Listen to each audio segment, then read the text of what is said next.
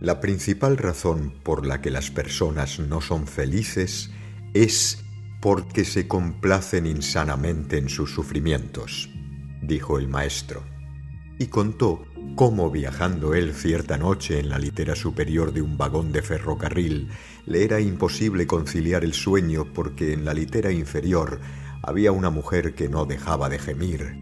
«¿Qué sed tengo, Dios mío? ¿Qué sed tengo?» Una y otra vez se oía aquella lastimera voz hasta que finalmente el maestro descendió sigilosamente por la escalerilla, salió del departamento, recorrió todo el pasillo del vagón hasta llegar a los servicios, llenó de agua 2 grandes vasos, regresó con ellos y se los dio a la atormentada mujer. «Aquí tiene, señora. Agua». «Muchas gracias, señor, que Dios le bendiga». El maestro volvió a su litera, se acomodó en ella y ya estaba a punto de conciliar el sueño cuando de pronto oyó de nuevo la lastimera voz. «¿Qué sed tenía, Dios mío? ¿Qué sed tenía?» Este texto del libro Un minuto para el absurdo de Tony de Melo nos muestra que el sufrimiento es una actitud evitable e innecesaria. Atrás quedaron todas las teorías que defendían los cambios mediante el sufrimiento a la vista de que se consiguen mejores resultados con el amor. El sufrimiento es confundido muy a menudo con el dolor, con el que tiene claras diferencias.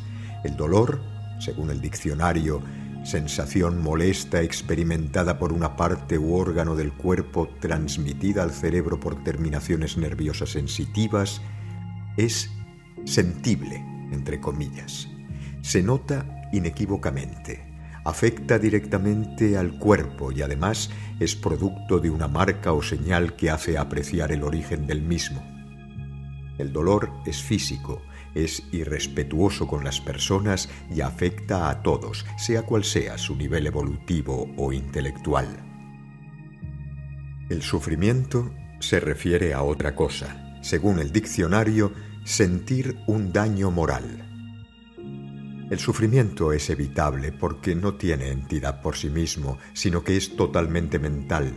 Nos ataca, se instala en nosotros, habitualmente nos rendimos, ya que desconocemos la posibilidad de vencerlo con la comprensión y, sobre todo, se puede vencer con la claridad, con tener claro que el sufrimiento es simplemente la no aceptación de la realidad. Si yo sufro con cualquier situación, la que sea, es porque se opone a mis deseos, a mis ilusiones, a lo que yo quisiera. Es porque está en contra del yo ideal o del yo idea.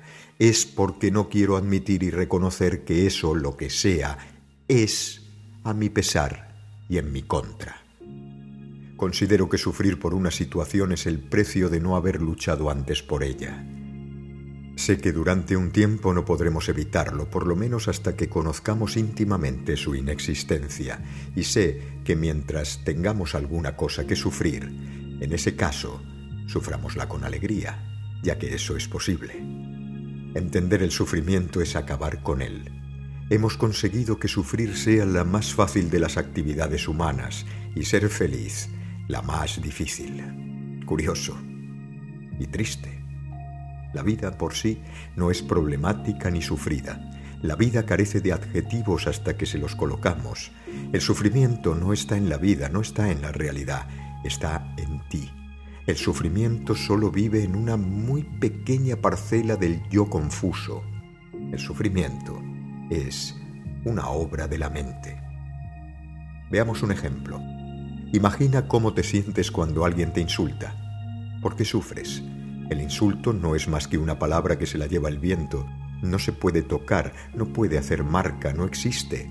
Si alguien te insulta y no tiene razón, simplemente te desconoce y se ha equivocado.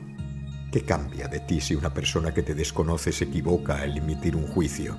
¿Acaso no sigue siendo la misma persona, aunque el otro se equivoque con una palabra? Además, piénsalo, nadie te trastorna.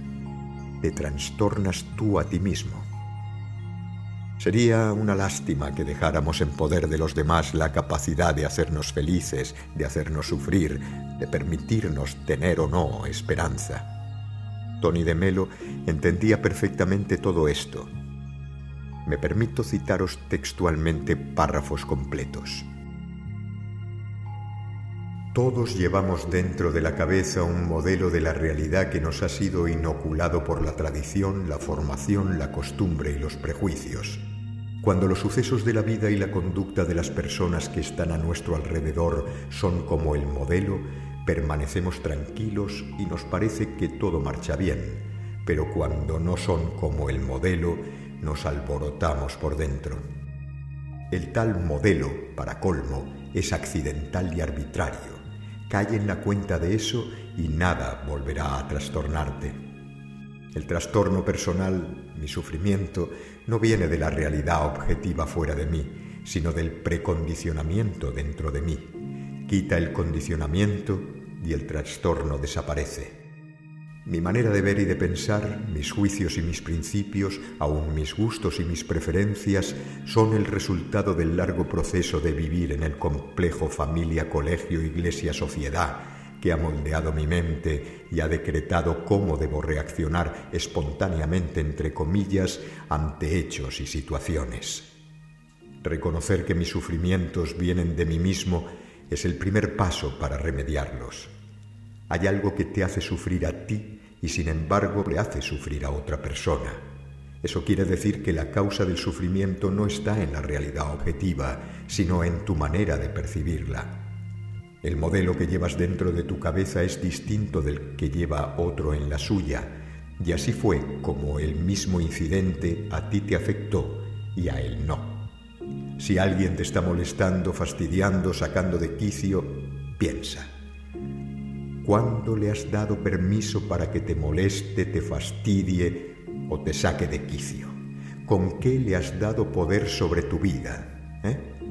¿Le has entregado la llave de tu libertad y ahora te diviertes cuando él te divierte y te fastidias cuando él te fastidia? ¿No es eso? Pues, valiente persona estás tú hecha. Echarle a otros la culpa del propio malestar de uno es un escape, un mecanismo de defensa psicológico, un tratar de quitarse la responsabilidad de los hombres y echársela encima a los demás. Un hacerse la víctima inocente e indefensa que nada puede hacer más que sufrir pacientemente lo que otros despiadadamente le echan encima. Si has de tomar medidas para contrarrestar el sufrimiento que te ha producido o pueda producirte, tómalas y arregla el asunto de persona a persona. Pero lo que no vale es quedarse sentado sin hacer nada más que quejarte a los cuatro vientos de la injusticia de que eres objeto y pretender que te tengamos lástima y te demos la razón. De ninguna manera. Todo lo leído explica convincentemente la necesidad de revisar nuestra forma de actuar con respecto al sufrimiento y la nula necesidad de persistir en esa actitud. Con la honradez que debe caracterizar a todos los buscadores, preguntemos dentro de nosotros, desglosando cada uno de los tipos y motivos de sufrimiento que padecemos, cuál es la realidad que se esconde tras ellos. ¿Qué busco con ese sufrimiento? ¿Qué espero recibir a cambio? ¿Por qué no paro la incesante conversación del sufrimiento en su búsqueda de encontrar justificaciones? He averiguado que muchísimas veces se usa el sufrimiento como chantaje para que los demás se fijen en nosotros. ¿Será ese mi caso? ¿Estoy buscando que la gente no se fije en mí, sino por cuánto sufro, por lo desgraciado que soy, por lo cruel que es la vida conmigo? ¿Será que pretendo llamar la atención con cualquier motivo y he aceptado este como bueno? ¿Debo seguir buscando otro motivo por el que sufrir? Después de lo escrito sobre el sufrimiento, después de intentar aclarar lo que no es sufrimiento, ahora quiero decir que hay otro tipo de sufrimiento que hemos de distinguir con perfecta claridad y que es un sentimiento creativo, enriquecedor, útil y necesario. Este sufrimiento no es inaguantable porque tiene un sentido comprensible en donde se remansa. Con un poco de atención y honradez se pueden distinguir. Si fuésemos capaces de entender las enfermedades y el sufrimiento como procesos de transformación física y psíquica, ganaríamos una visión más profunda y menos desviada de los procesos psicosomáticos y psicoespirituales, y empezaríamos a darnos cuenta de las muchas oportunidades que ofrecen el sufrimiento y la muerte del ego.